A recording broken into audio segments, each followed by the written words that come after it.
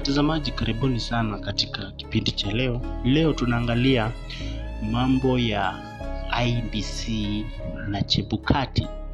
Sasa katika wiki zilizopita ama miezi kadhaa imepita, Chebukati amekuwa akienda nchi tofauti.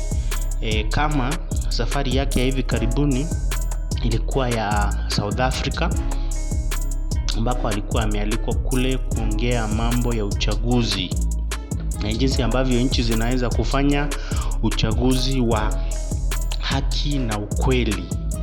Wakati mwingine alikuwa ameenda kule Portugal, pia alikuwa ameitwa kule katika kongamano pia kuongea mambo ya uchaguzi na jinsi ambavyo watu ama nchi zinaweza kufanya uchaguzi kwa njia ambayo ni nzuri. Pia alikuwa kule Ivory Coast. Tumesema South Africa, Portugal na Ivory Coast. Hizo nchi ndizo amekuwa akienda kule kueleza ni kivipi nchi zinaweza kufanya uchaguzi ambao ni wa haki, uchaguzi wa haki. Na utapata kwamba kulingana na international community ama nchi tofauti ni kwamba elections ya Kenya hasa ya 2022 wanasema kwamba it was the most credible kulingana na yule US ambassador wa Kenya. Pia utapata kwamba anasifiwa sana delegates ama observers, election observers wale walikuwa wametumwa Kenya walisema kwamba Kenya imefanya vizuri sana kuwa na election free and fair elections. Lakini mimi na wewe Mkenya tunajua vizuri sana kwamba Chebukati na IEBC commissioners wale walikuwepo 2022 hawakufanya uchaguzi vizuri, na hakuna wakati ambapo Chebukati ameongoza IEBC kafanya uchaguzi vizuri, kwa sababu utakumbuka kwamba 2017 kulikuwa na petition na Chebukati akashindwa na ile commission. 2022 kulikuwa na petition ya opposition na pia ile petition haikupita kwa sababu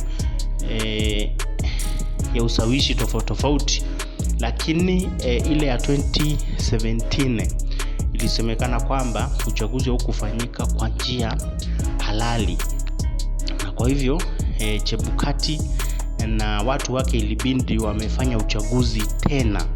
Lakini sasa Wakenya wengi wanashangaa ni kivipi Chebukati ndiye anaitwa kwenda kuzungumzia mambo ya uchaguzi katika nchi tofauti bandala ya kuita labda watu kutoka nchi zingine ambao wamefaulu katika kufanya uchaguzi kwa njia ambayo ni sawa na halali na haki. Na uchaguzi usemekana umefaulu kama unaweza kufanyika kwa njia ya haki na ukweli, na unaweza ukaverify ama unaweza kuangalia yale matukio ukadhibitisha kwamba ni ya ukweli. Katika haya mambo yote nchi ya Kenya, Chebukati na watu wake wamekataa kabisa kwamba tuangalie kudhibitisha.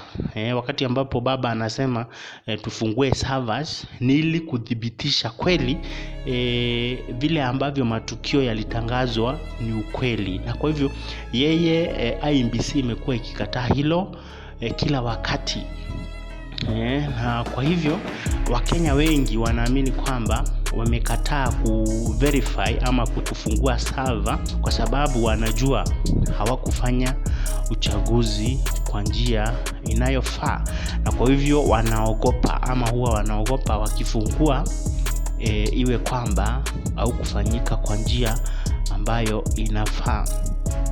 Na kwa hivyo baadhi ya mambo ambayo Chebukati alikuwa anasema katika nchi ambazo alikuwa ameitwa ni kuzungumzia hayo mambo ya uchaguzi na Kuna document moja alikuwa ameandika hapa, alikuwa anafanya presentation kule Portugal. Anasema it is a privilege to be among individuals who understand the profound duty we undertake in organizing elections. As colleagues, you appreciate the intricate challenges of navigating this ever-evolving electoral landscape. As fellow administrators, you know firsthand the dedication it takes to spearhead such a critical democratic exercise. Today, I wish to share with you my first-hand experience on leveraging technology for increased election integrity in Kenya. Really? Anasema increased election integrity in Kenya. Wewe na mimi tunajua the elections of Kenya, they do not have integrity. Asa wakati ambapo wakati wa kutuma results, unajua tunapiga kura manually, lakini kutuma tunatuma na technology. Sasa unaona anasema increasing election integrity. Mimi na wewe tunajua there is no integrity. Ningetaka tujue baadhi ya mambo ambayo anafaa kufanya ama IEBC inafaa kufanya. One is continuous registration of citizens as voters. Two, regular revision of the voters roll. C, delimitation of constituencies and wards. Next, regulation of the process by which political parties nominate candidates for elections. Kwa hivyo haya ni baadhi ya mambo ambayo IEBC inafaa kufanya. Sasa ningetaka tuangalie haya use of technology. Katika presentation yake anasema it is against the backdrop of this mandate that the commission uses technology to aid its operations. The use of technology in elections has become increasingly prevalent, and for good reason. Technology offers a solid foundation for ensuring that the democratic process is reliable and trustworthy.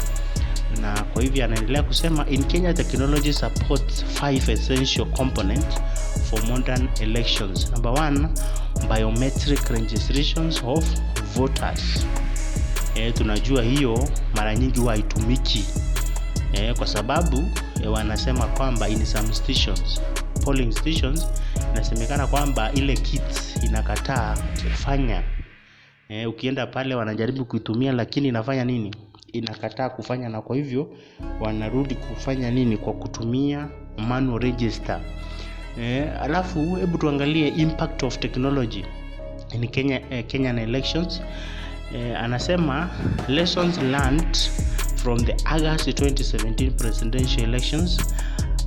Pertinent example of the influence that technology has on elections is the nullification of the August 2017 elections in Kenya. In this case, the Supreme Court cited irregularities in the electronic transmission of elections results as basis for the nullification. However, it is important to note that the court affirmed the use of technology in voter registration, candidate registration and voter verification. Transmission of results played a central role in nullification for 2 reasons. One, the country lacked the 3G telecommunications infrastructure to support the nationwide electronic transmission of results. Hiyo ni uongo. So 3G ilikuwa inaleta shida, walikuwa wanatuma results ambazo sio zile zilikuwa kwa polling station. Walikuwa wanatuma forms different with different tally kutoka different from zile zimefanywa polling station. Next, the last minute changes in electoral laws gave room for uncertainty in the expectations of the Supreme Court. Alafu anasema the nullification of the August 2017 presidential elections in Kenya served as a stark reminder of the importance of robust technology in safeguarding elections integrity. It highlighted the need for continuous improvement and vigilance in implementing technology in the electoral process. Alafu anasema transmission of results played a central role. Tumesoma hiyo, ningetaka tusome pale 34 A's were automatically uploaded to the public portal, enabling all Kenyans and the global community to affirm the elections results and even tally the results individually and collectively. There were approximately 380 million visits made to the public portal.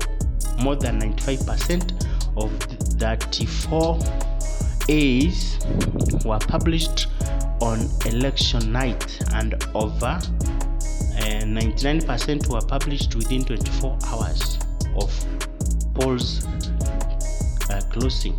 The transparency with which Form 34 A's were transmitted and the bulletproof technology systems utilized resulted in no single point of failure.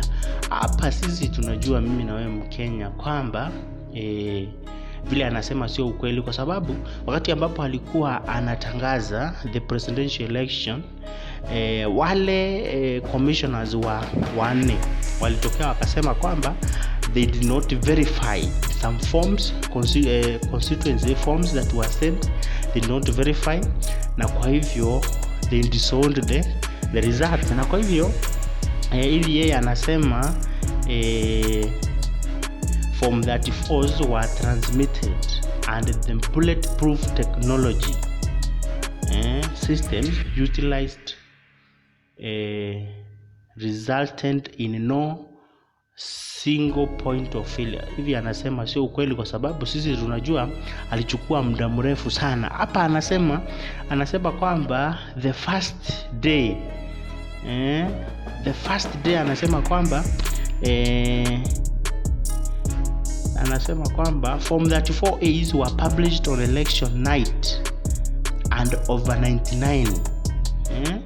Unaona vile anasema 95, more than 95 forms were published on that election day. Vile anasema and over 99% were published within 24 days. Mimi na wewe tunajua alichukua siku kadhaa kabla ya kufanya hivyo, na kwa hivyo vile anasema hapa sio ukweli. And then anasema the physical forms 34 A's and their corresponding forms 34 B's were transported to the Bomas of Kenya, which was the National Tallying Center, by the 291 returning officers who declared the constituency results in a very liberous and transparent exercise which took 60 days. Unaona vile anasema the commission staff together with all presidential candidates agents manually verified all physical forms 34 B's. Huo ni uongo, kwa sababu wale ni agent wa Azimio walikuwa wanafukuzwa. Unakumbuka Kanchori akipiga kelele Bomas of Kenya akisema Bomas of Kenya is a crime scene. Tulimuona hapo akipiga kelele, na tunaona vile kulikuwa na chaos, kwa sababu inasemekana kwamba agent wa Azimio hawakuwa wanapewa nafasi ya kuverify. Pia commissioners wengine wale wanne walikataa matokeo ya uchaguzi. Utapata kwamba walikataa, wakasema kwamba hawakuhusishwa kuverify hizo forms, na kwa hivyo walikataa kumiliki hizo results. Then anasema the manual exercise was conducted at Bomas of Kenya with the involvement of local and international observers and in full glare of Kenyan and international media, thus ensuring the highest level of transparency and election integrity. The media were encouraged to participate in the tally and given unfiltered access to the result through a memorandum of understanding MOU, which had been signed between the Commission and the Kenya Media Sector Working Group prior to the elections. The MOU also allowed the media to tally the elections results, which they did. However, towards the conclusion of the results tallying exercise, they were silenced by the then regime of the day. Anasema kwamba our media, international media and Kenyan media, walikuwa wamesign MOU ili wafanye kazi pamoja, lakini anasema eti regime ile ya Kenyatta ndio iliwafanya wakanyamaza. Alafu anasema kitu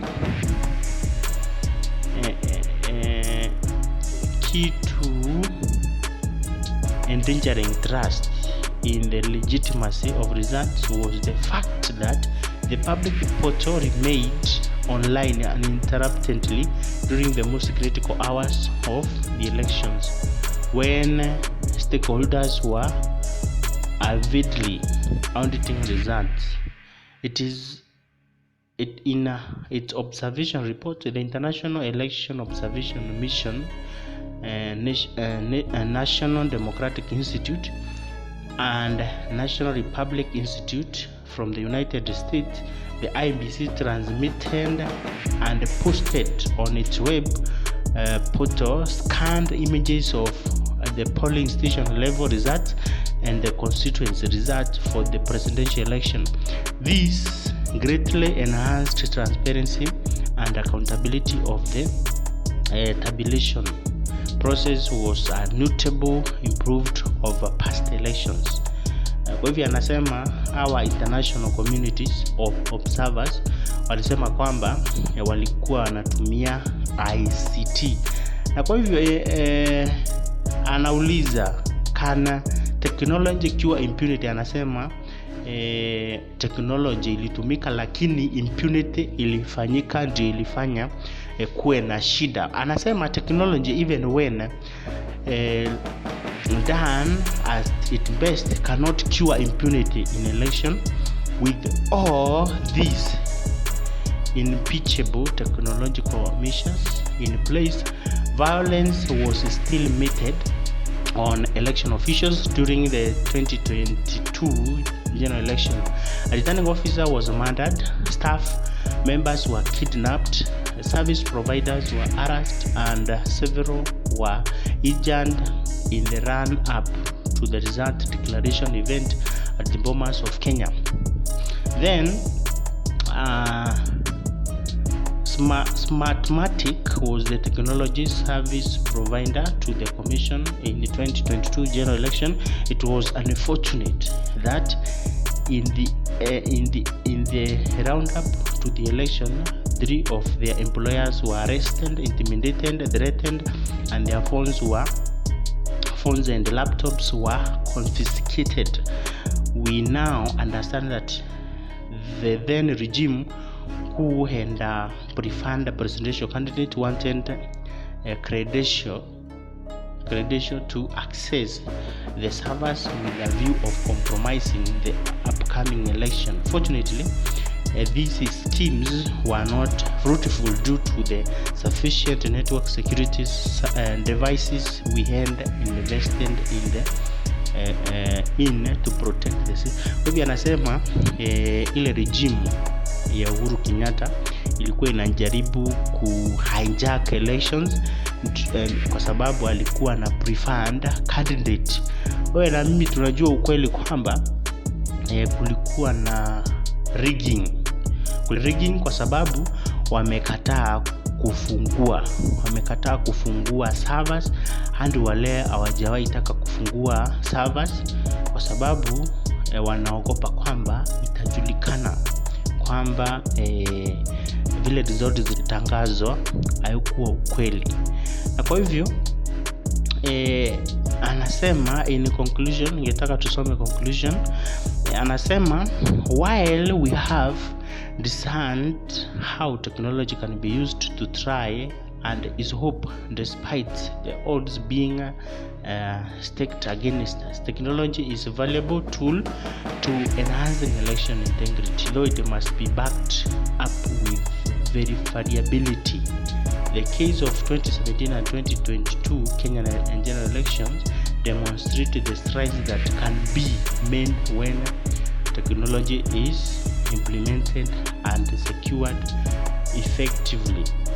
Kwa hivyo ukiangalia vile Chebukati anasema ni kwamba technology inaweza kutumika katika kufanya free and fair, kutumika kufanya election ambayo tunaweza tukaangalia na kuona ni ukweli vile kura zimehesabiwa ndio ukweli. Na kwa hivyo kulingana na Chebukati, yeye anasema amefanya vizuri sana, lakini kulingana na Wakenya, baadhi ya Wakenya, sio wote, wanasema kwamba Chebukati he messed up the elections 2 times.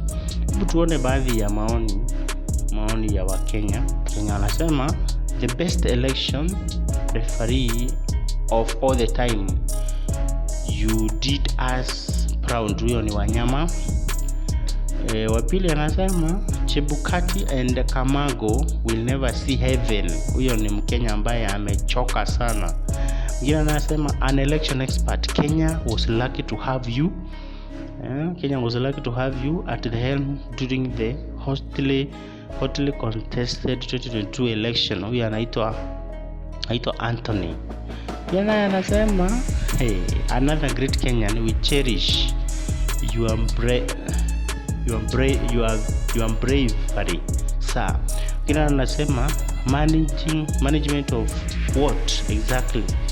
The bar has really been set very low. Kina anasema we call you back when 2027 elections are ready. Next, anasema Kenyan's hero stood firm in the face of adversity. May God bless you. Mwingine anasema you are such a disgrace even to yourself.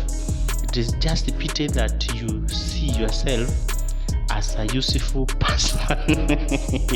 Huyo ni Mkenya ambaye ako na hasira sana, anaitwa Steve Anthony. Mwingine anasema kula pesa ya Luta. Huyo anamaanisha Ruto. But the injustices will haunt you someday. Ask Mr. Kivoito. Kenya mwingine naye anasema good job Mr. Chair. Mwingine naye anasema if indeed Chebukati you did good, you don't need to talk about it. Let other people to talk about it. Mwingine naye anasema Kenya will remember you. Mwingine naye anasema congrats. Mwingine anasema proud of you. Mwingine anasema thank you Chairman Chebukati, you remain a valuable resource in matters election management. Yeye anasema rest in peace until 2027. Yeye anasema the Venezuelan returning officer. Yeye anasema this was hawking expectations. Yeye anasema you are a performer. Yeye anasema wonder if he has done so with his own backyard, our hero. Yeye anasema legend. Yeye anasema lipa tax na wache mdomo. Yeye anasema did you tell them that you presided over unqualified elections and refused to resign thereafter? Yeye anasema huyu ashawaonyesha kuiba. Yeye anasema kuja Kenya upewe kazi nyingine. Mwingine anasema kazi nzuri omwami, God bless. Mwingine anasema disgraceful. Mwingine anasema useless. Mwingine anasema useless man. Mwingine anasema thuggery. Mwingine naye anasema why I want someone who can't make a walk of 10 steps in his own country. Mwingine anasema kipara haishine tena. Mwingine anasema thank you, at least no one in the world order is interested on how to rig elections for the monies and the foreign sponsors. Nobody is interested. Again, anasema you also need to say thank you, Ruto. Anasema you remain a Kenyan hero. Anasema as long as Kenyans are crying, you will never be happy. Anasema enlightening others the benefit of being election boss. Anasema who sponsored that tour, or was it a reward? Anasema kitakuramba tu, it's just a matter of time. Anasema revenge ya kunyimwa ODM ticket inakufanya global champion, mwenyewe shinda zingine kumbe ni baraka. Anasema you have made enough money, welcome home and get faces that don't relate to you. Anasema why did you go to Russia? Putin would have exposed you. Anasema congratulations our hero. Anasema you may run away but can't run away from the truth. The truth is you are the most hated human being in Kenya currently. Wakenya. Anasema malipo ni hapa tu duniani omwami. Anasema the big question is as who? I thought you retired. If yes, then respect yourself and stop misquandering. As IEBC employee, you are embarrassing yourself. Anasema what you did to us with your Jose Kamango, only God knows. We are writing in pain in the country. Anasema please take a rest now and have a Merry Christmas. Anasema you have no proper election management skills worth showing anybody. Soon those people will regret having listened to you on how to mismanage an election. You belong to jail, Bwana Chebukati. Msikilizaji, atujui maoni yako, tuandikie maoni yako hapo chini kwa comment, na wasikilizaji wengine wakija hapo wataona vile ambavyo unasema kuhusiana na Chebukati na vile ambavyo anasifiwa ulimwenguni kote kulingana na vile amefanya uchaguzi mzuri 2022. Je, unaona alifanya vizuri ama hakufanya vizuri? Je, kura vile ambavyo alitangaza ni ukweli ama haukuwa ukweli? Ni kwa nini wale commissioners 4 walikataa kuwa katika kile kikao cha kutangaza hayo matukio? Tumefika mwisho. Tunakushukuru sana kwa kuweza kutazama hadi wakati huu. Kama hujasubscribe, chukua nafasi hii, bonyeza subscribe, alama ya like na alama ya kengele, na tutashukuru sana. Kwa wale ambao ni subscribers, tunakuomba jambo moja peke yake. Leo bonyeza like kwa video hii na utafurahi sana. Hadi wakati mwingine, kuwa na wakati mwema.